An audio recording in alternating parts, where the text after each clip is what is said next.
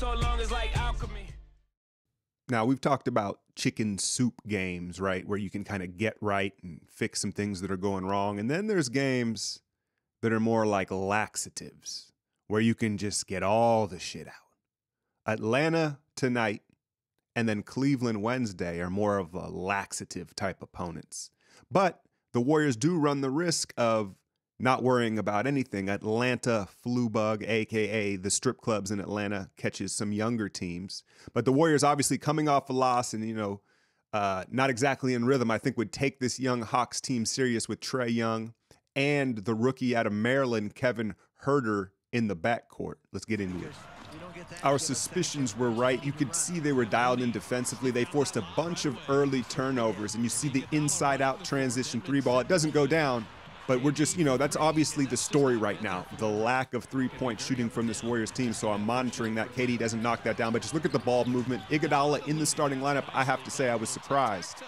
But I thought overall he played well and showed some pride. You're going to see him here with the pause of death. And he's just always looking for the next pass. And that's why he just never seems to be in rhythm for his shot unless it's like a guaranteed wide-open three ball, right? Now, there was not a lot of schematic things to talk about in this game because, frankly, it wasn't that competitive. But look at Steph and Trae Young. There was a little game within the game between these two. And Steph afterwards said that, honestly, he's tired of the comparisons. So there was a fun little matchup between those two in their first NBA meeting. You saw Steph put the clamps on him here. Trae Young, though, is quick. You see how much smaller he is than Steph. Their frames are nowhere near the same size. He's getting to the cup. He's just not knocking the three down. KD, everything he put up went in. And he just let the game come to him super smooth in this. We saw Steph kind of get right towards the end of that game in Detroit, and he was right in this one. Dell and Sonia in the crowd, and he splashes the inside-out three. I believe he started the game 7 of 7. Now here's the kid, John Collins. Remember 2 summers ago, really showed out at the Summer League, but has been injury-prone.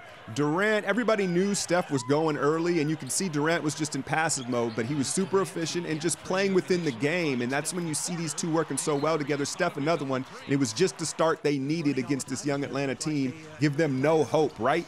There's Dwayne Dedmon. I had brought up several times about a possible acquisition for us. He's one ugly brother, I'm not gonna lie, but his game is pretty. Now, we were talking about Steph and him running and the miles he uses. That in part is how Steph likes to play. I think Steph's very comfortable, and it's one of his strengths, right? His stamina, his endurance. You see him just running circles around and then splashing another one, and it becomes a really daunting task if you're guarding him. It's a relentless attack. Bazemore no longer starting. Another player teams probably have their eye on is a 3-and-D wing, splashes the corner three.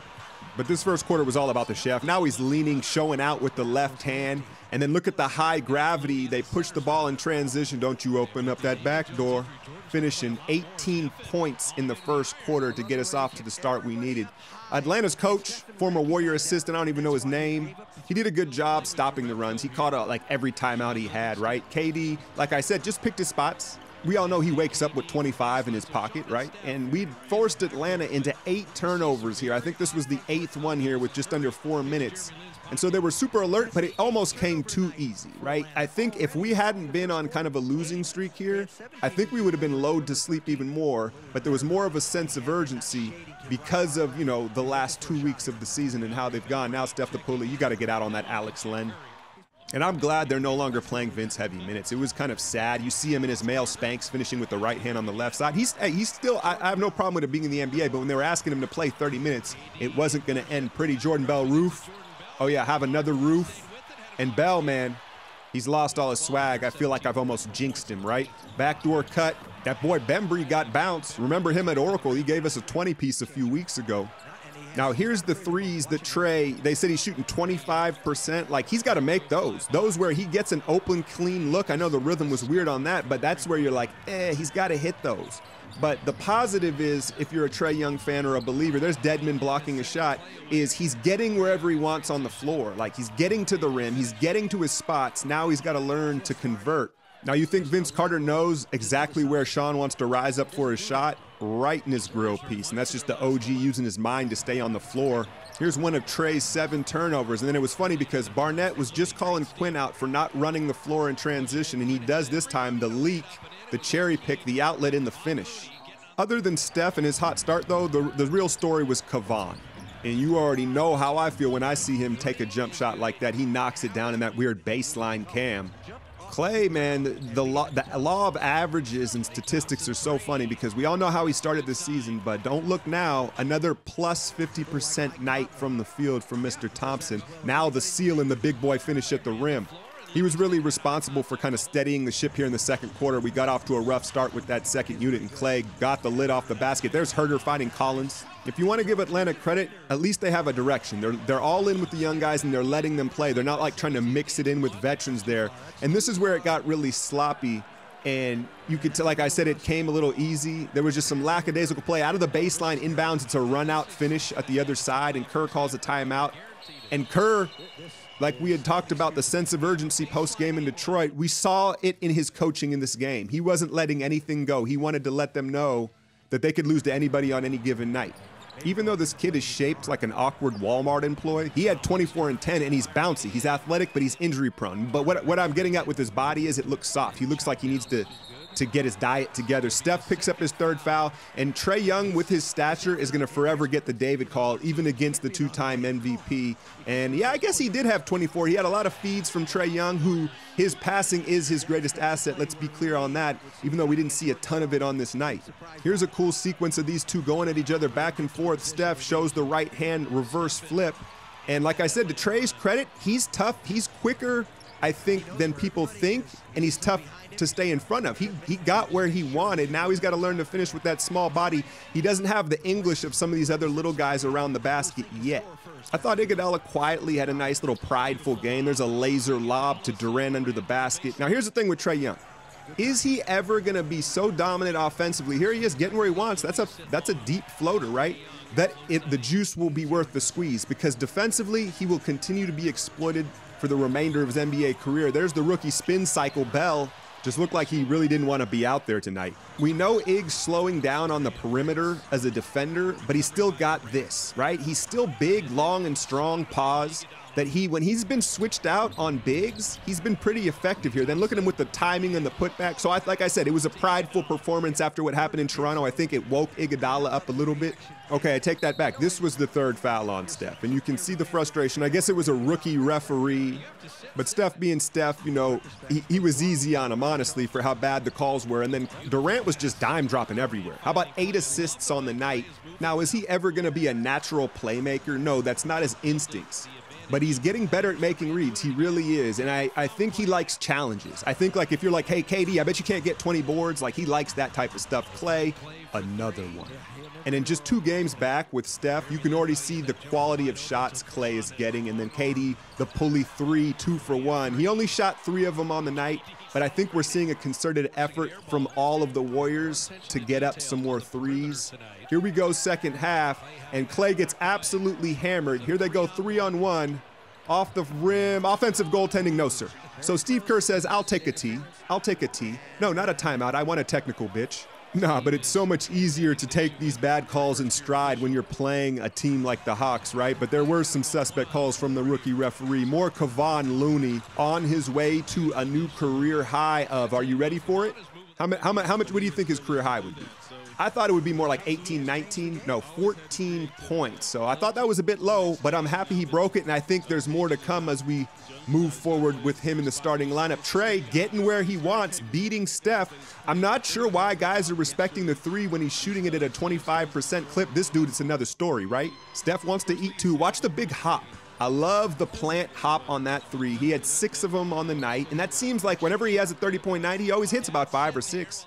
Now here's an example of Klay hunting the 3-point line. Watch, this is a little out of character for him, that huge step back to it, but just an example of them being cognizant of the lack of threes, but it's a fine line. You don't want to force them, you still want to take good ones. More Iguodala getting switched down onto a big and making a play, and Fitz sure let us know about interior defense in this game, right? So I'm pointing out that Iguodala is going to be one of the main help defenders when it comes to interior defense. Good no-call KD coast to coast.